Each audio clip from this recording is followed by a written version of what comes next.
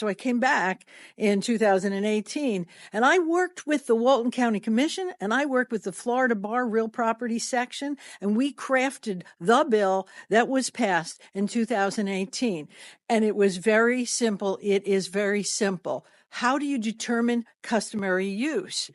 And it sets up a process where the county can go to the court and prove that people had been accessing that property for many, many years. It just sets up a judicial process. The property owners filed suit saying that, and they were, that they didn't like the bill we passed.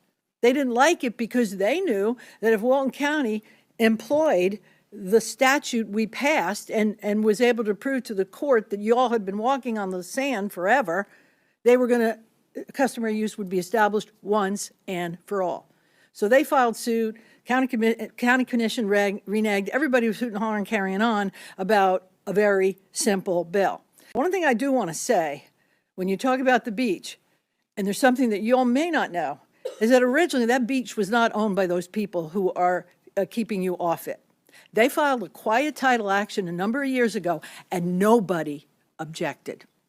The county commission did not object. Nobody objected. So what happened was then they end up owning the beach, which they had never owned. It had been.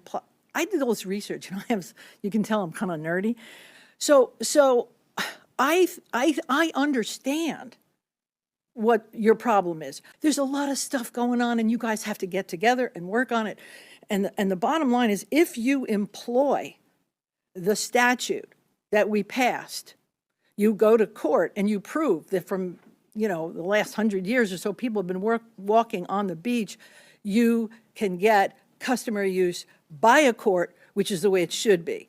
I'm going to vote against it. I'm not going to ask any of the members to vote against Senator Trumbull's bill. I'm going to vote against it because I stand behind the bill that I passed, and I feel like it was a good bill. But you know what? It's working all over the state.